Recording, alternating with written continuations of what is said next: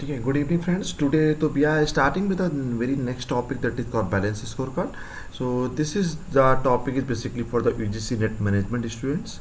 ठीक है, तो ये स्ट्रेटेजिक मैनेजमेंट का मैं एक टॉपिक उठाया. आप अगर देखेंगे पिछले 5 साल में कम से कम 5 या 6 क्वेश्चन बैलेंस स्कोर कार्ड से आए होंगे. बहुत छोटा सा टॉपिक है बट आपको एटलीस्ट पता होना चाहिए कि बैलेंस स्कोर कार्ड क्या है. तो बैलेंस स्कोर कार्ड हम लोग यूज करते हैं कि स्ट्रेटेजिक मैनेजमेंट का टॉपिक है. पहले आपको बता दिया कि हम लोग कंपनी की एक ऑब्जेक्टिव्स होती हैं जो भी उसको लॉन्ग टर्म ऑब्जेक्टिव का स्ट्रेटजी से लिंक करने के लिए. मतलब बैलेंस स्कोर कार्ड एक स्ट्रेटजी है. मतलब अगर बात करेंगे तो because every all the organisation जो भी एक अलग अलग ऑर्गेनाइजेशन के they are having different different strategies. ठीक है, तो बैलेंस स्कोर कार्ड हम लोग किस तरह से एक ऑर्गेनाइजेशन के विजन को कंपनी की स्ट्रेटजी के साथ कैसे लिंक करेंगे उसी के बारे में आपको बैलेंस स्कोर कार्ड के बताएंगे. तो बैलेंस स्कोर कार्ड में मेनली 4 इसके एट्रीब्यूट्स होते हैं. The financial performance, customer, internal business process, learning and growth. ये स्लाइड आपको बाद में बताएंगे, उससे पहले आपको नेक्स्ट बता रहे हैं. The balance score card is a set of measures that are directly link to the company strategy. मतलब एक सेट ऑफ मेजर्स होते हैं जो कंपनी की स्ट्रेटजी के साथ डायरेक्टली लिंक करते हैं. ये एक बार तो यही पूछा गया था कि बैलेंस स्कोर कार्ड किसने दिया है. तो रॉबर्ट एस कैप्लन और द डेविड नॉर्टन ने बैलेंस स्कोर कार्ड दिया है. It's direct company to link its long term strategy with tangible goal and action. मतलब एक जो कंपनी का एक टेंजिबल गोल और एक्शन है जो भी, क्योंकि because every company and every organisation they are having certain organisation goals and all other steps. तो उन सब चीज़ों के लिए एक लॉन्ग टर्म स्ट्रेटजी को उसके साथ मैच आउट करने के लिए, क्योंकि स्ट्रेटजी अकॉर्डिंगली हम लोग वो गोल्स अचीव करेंगे. अगर स्ट्रेटजी आपकी ठीक से नहीं बनाएंगे तो we will not be able to achieve those long term goals. ठीक है, तो the score card allows managers to evaluate the companies from 4 perspective. मतलब एक बैलेंस स्कोर कार्ड से हम लोग एक कंपनीज की परफॉर्मेंस को हम 4 तरीके से उसको इवेलुएट करते हैं. एक फाइनेंशियल परफॉर्मेंस की बात करेंगे, इसमें कस्टमर नॉलेज की बात करेंगे, इंटरनल बिजनेस प्रोसेस का बात करेंगे, लर्निंग एंड ग्रोथ का बात करेंगे. तो दीज 4 पर्सपेक्टिव हैं, जो 4 ये पैरामीटर्स हैं, उनके बेसिस पे हम कंपनी को एक इवेलुएट करेंगे कि वो ओवरऑल लॉन्ग टर्म स्ट्रेटजी जो आपकी हैं, लॉन्ग टर्म स्ट्रेटजी जो आप बना रहे हैं उससे आपके टेंजिबल गोल, मिशन, विजन आपके अचीव होंगे या नहीं होंगे. तो इसमें क्या फाइनेंशियल परफॉर्मेंस से पहला हो गया to succeed the financially how should be appear to our shareholders. मतलब अगर आपका फाइनेंशियल परफॉर्मेंस ऑब्जेक्टिव क्लियर है, फिर मेजर्स क्लियर है, आप कौन से मेजर्स ले रहे हैं, फिर टारगेट्स क्या है आपके, because every organisation they are having certain targets, financial targets भी होता है, फिर कौन कौन से इनिशिएटिव्स वी आर टेकिंग. ठीक है, तो ये फाइनेंशियल पर्सपेक्टिव्स हो गए. नेक्स्ट हो गया कस्टमर पर्सपेक्टिव से. क्या होगा, to achieve our vision how should be appear to our customer. मतलब जो भी एक विजन है हमारा लॉन्ग टर्म का, उसको अचीव करने के लिए हम अपने कस्टमर के सामने कैसे अपेयर हो रहे हैं. तो कस्टमर्स को आपको ऑब्जेक्टिव क्या है, मेजर्स क्या है, कितने कस्टमर को टारगेट कर रहे हैं और आप उन कस्टमर को टारगेट करने के लिए what are the initiative you are taking. Internal business process की बात करते हैं. यहाँ पे हम कस्टमर और shareholder, customer to satisfy our shareholders and customer which business process must be action. मतलब हम कस्टमर और शेयर होल्डर्स को सेटिस्फाई करने के लिए किस तरीके का बिजनेस प्रोसेस को हमको और इम्प्रूव करना चाहिए. नेक्स्ट हो गया learning and growth. Learning is and growth is all about कि हम एक इन अ प्रेजेंट सिनेरियो में हाउ विल यू सस्टेन कैसे करेंगे, अगर चेंजेस आएंगे तो चेंजेस उनको कैसे लाएंगे, और हम लोग कैसे टाइम टू टाइम हमको we have to be improve also. ठीक है, तो पहला हमने कस्टमर पर्सपेक्टिव है और उसको डिटेल में बता रहे हैं. कस्टमर पर्सपेक्टिव में 4 चीज़ें हैं. ठीक है, कस्टमर पर्सपेक्टिव में पहला हो गया वेस्ट बाय और लो टोटल कॉस्ट. मतलब अगर आप जो कस्टमर पर्सपेक्टिव को इवेलुएट कर रहे हैं कि बेसिस पे अपनी कंपनी को, तो affordable prices you are following, reliable quality है, क्विक सर्विसेज है. फॉर इंस्टेंस मतलब आपको ये क्लियर करना पड़ेगा कि आप किस बेसिस पे कस्टमर को परसीव करना चाहते हैं, किस बेसिस पे कस्टमर को रिटेन करना चाहते हैं, उसी के बेसिस पे आपकी कंपनी को जज किया जाएगा. ठीक है, तो अफोर्डेबल प्राइसेस हैं, रिलायबल क्वालिटी है और क्विक सर्विसेज है. और ठीक है, नेक्स्ट हो गया प्रोडक्ट लीडरशिप एंड इनोवेशंस. अगर आपको लग रहा है कि you are coming with a very innovative products just like Apple का मैंने यहाँ पर एग्जांपल्स दिए, तो you just want to be, तो आपको कहीं ना कहीं एक मार्केट लीडर बनना पड़ेगा. You have to be take some initiative, you have to be come with a very innovative product. ठीक है, तो थर्ड हो गया कस्टमर कंप्लीट सॉल्यूशंस.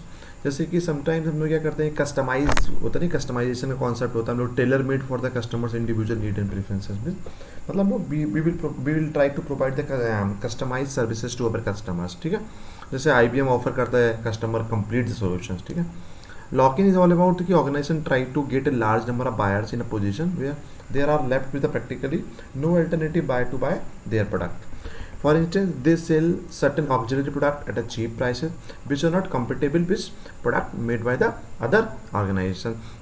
तो हम लोग यहाँ पे कोशिश करेंगे कि बहुत ज़्यादा से ज़्यादा लार्ज नंबर ऑफ बायर्स को हम लोग टारगेट करें, जिससे कि कुछ अगर छोड़कर चले भी जाते हैं तो इवन दो वो आपके पर्टिकुलर प्रोडक्ट्स को खरीदें, और ऐसा कोई प्रोडक्ट में क्वालिटी हम लोगों को फिक्स कर देना चाहिए, मतलब उसको हम लोग बोलते हैं यूएसपी, जो दूसरे ऑर्गेनाइजेशन उसको दे ही ना पाए।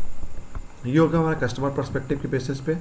सेकंड हो गया हमारा इंटरनल प्रोसेस पर्सपेक्टिव पे हम लोग क्या बात करेंगे। इंटरनल प्रोसेस पर्सपेक्टिव में हम लोग बात करेंगे कि अगर हम लोग वेस्ट वायर की बात कर रहे हैं, अफोर्डेबल क्वालिटीज़ की बात कर रहे हैं, हम लोग क्वालिटी अगर बहुत अच्छा दे रहा है तो कहीं ना कहीं आपको ऑपरेशन मैनेजमेंट का पर्सपेक्टिव की तरफ काम करना पड़ेगा, क्योंकि operation management is all about the production related activities. ठीक है, तो कहीं ना आपको क्वालिटी अगर इंप्रूव करना है, अच्छी सर्विसेज देना है, लो प्राइस पे देना है, तो ऑपरेशन मैनेजमेंट आपका जो ऑर्गेनाइजेशन का पर्सपेक्टिव होगा, तो we have to be more concern about the operation management. Customer complete solution देना है तो कस्टमर मैनेजमेंट पर्सपेक्टिव होगा। प्रोडक्ट लीडरशिप एंड इनोवेशंस की बात करेंगे, अगर हम users want to be become the market leader, तो कहीं ना कहीं आपको बहुत ज़्यादा इनोवेटिव प्रोडक्ट बनाना पड़ेगा। थर्ड हो गया कि अभी वही बात इसमें करते हैं हम लोग कि चारों की ऑपरेशन मैनेजमेंट पर्सपेक्टिव हम लोग कौन कौन सी चीज़ों का इंक्लूड करेंगे। तो इसमें चार main kind of the process होते हैं। पहला हो गया डेवलपमेंट सस्टेन सप्लायर रिलेशनशिप, मतलब we have to be make the very good relationship with the suppliers. Produce the product and services, हम लोगों को क्वालिटी प्रोडक्ट्स एंड सर्विसेज प्रोड्यूस करने पड़ेंगे। Distribute and deliver product and services to the customer, there should be some proper supply chain management for distributing the product from manufacturers to the final customer, and sometimes we have to be the manage the risk also। फिर आगे customer management process में क्या करना होगा, customer selection करना पड़ेगा, customer को acquire करना पड़ेगा, we have to be retain the maximum customer, हम कहीं ना कहीं हमको एक टाइम के साथ हमको कस्टमर की ग्रोथ भी करनी पड़ेगी। इनोवेशंस में हम लोग identify the opportunities for the new product and services, manage the research and development portfolio, हम लोग को टाइम टू टाइम R&D भी करना पड़ेगा।